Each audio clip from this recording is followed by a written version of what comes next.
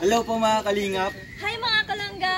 Please support Trending Pia. Thank you. Oh.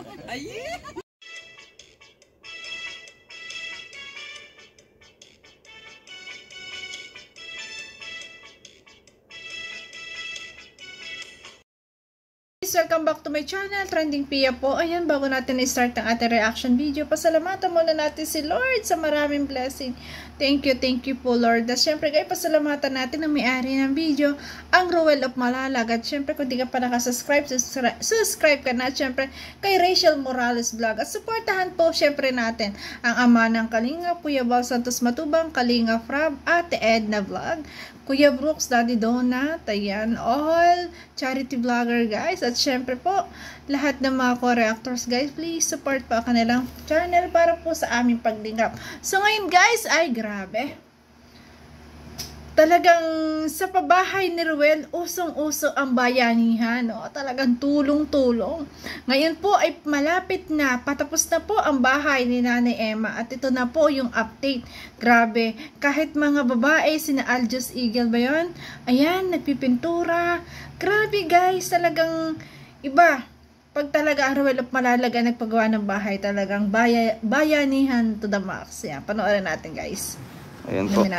Mapababae man, the best lahat, tulong-tulong. Yes po. Ganyan po. Andyan, ayan po sila Ate Aljos. Tsaka si Ate Lori D. Magal po. Nasa tindahan po. Shout out po Ma'am Lori Magal po. Kasi syempre kay Ate Aljos. Aljos TV. Yan. Tindahan ni Nanay Emma. Yan. Tinda na lang ang kula. Grabe. Ganyan din po ang kulay, kuya. Oo. Pero yung kalahati, yung kay Kuya Brooks na kulay. Yan po. Ang kulay nito mga kalingap, no, kagaya po ng kulay doon sa bahay. No? Nakita niyo po yung kulay doon sa bahay po. Doon sa Malalag na bahay. Ganun din po ang kulay dito. Sa bahay. Kasi maliwanag po siya. No? Lalo na ganito. Wala pong kuryente sila nanay. Yan, okay na ang signal natin mga kalingap, no, mga kababayan. Ngasan silang nasa bahay po nila, nagpahinga po. Hindi ko muna sinabay ngayon kasi at si tatay po, yung asawa po ni Nanay Emma, nakalabas na po, nandyan na po. Ayan, grabe, patapos na ang bahay nila, makakalipat na dyan. Ayan, maayos-ayos na ang titirhan. At hindi na maiinip si tatay, kasi makakalabas siya dyan, parang silip niya ang labas kasi daan niya, hindi na siya malulungkot doon na laging nakahiga doon sa lumang bahay niya. At syempre may tindahan, maraming makikitang tao. Ayan, hindi siya hindi na siya malulungkot na. Ayan, 'di ba? May makikita na siyang mga tao. Ayan, pag nalagyan ng laman yan, yung tindahan na yan, ay grabe, 'di ba? Hindi na siya malulungkot. At syempre guys, may sariling CR na rin siya.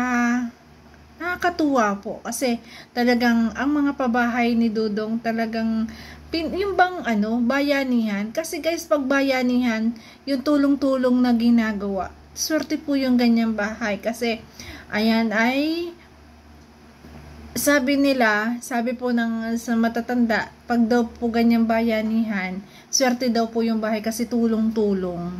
Ayan, tulong-tulong na matapos po ang bahay ni Nanay Emma. Pintura na lang, ayan. At yata po, ito po yata ay mag-ribbon cutting pagdating po ng ating Ruel of Malalag galing po sa Baguio kasi kasama po siya ngayon sa Baguio.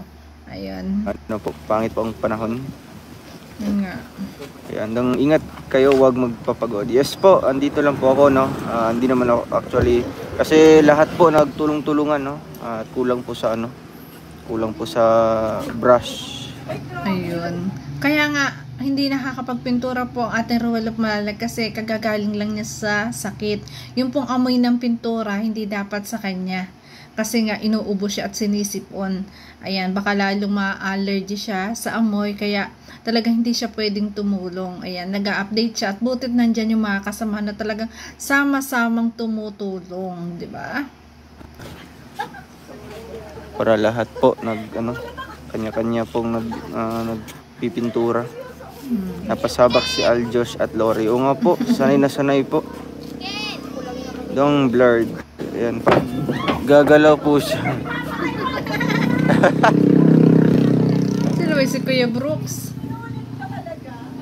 Ate Pili siyang shoutout po. Dong magmask ka, mabaho yung pintura. Opo, nakamask po ako. Yan. Tapos po ng hangin. Ang hirap pa na magpagawa ngayon ng bahay, guys. Kasi ako nagpapabakong. Hindi matapos-tapos kasi nga umaulan po. Yun, di ba? Grabe. Tapos ito pa nga, ayang kagagaling lang ni Dudong Ruel kaya hindi talaga siya makatulong. Nakamas nga siya kasi para hindi niya maamoy.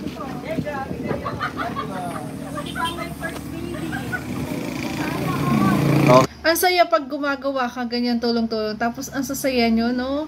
Parang hindi mo mararamdaman yan ng pagod eh. Todo pintura, ano, kahit talagang mahirap. Mahirap din kasi magpintura kasi nga dahil lang amoy niyan, di ba?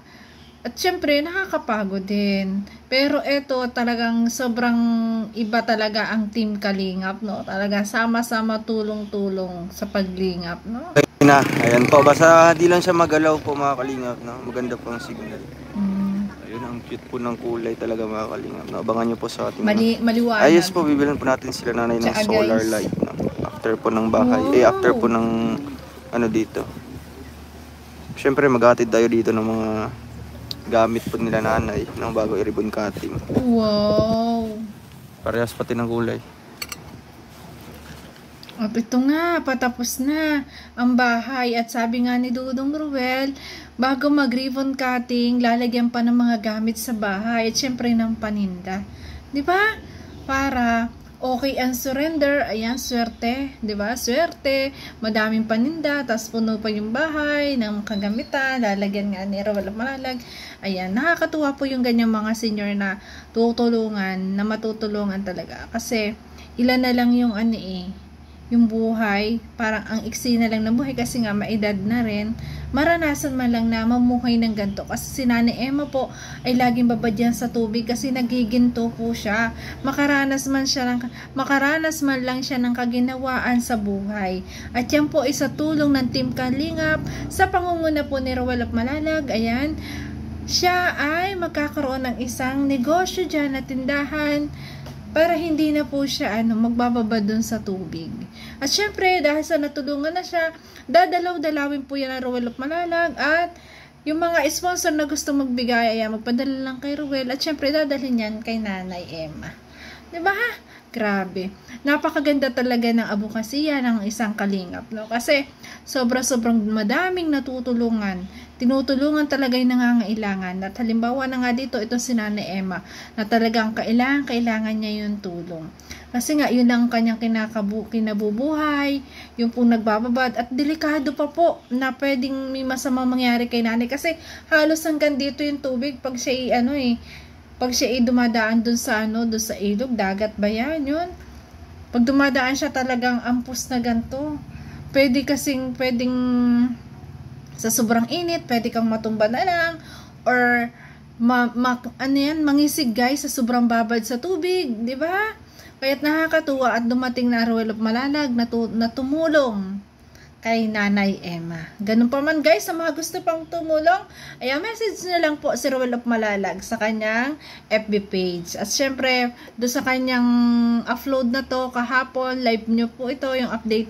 Pwede po kayo mag-comment doon para po makapagbigay kayo ng tulong sa mga gusto lang pong tumulong.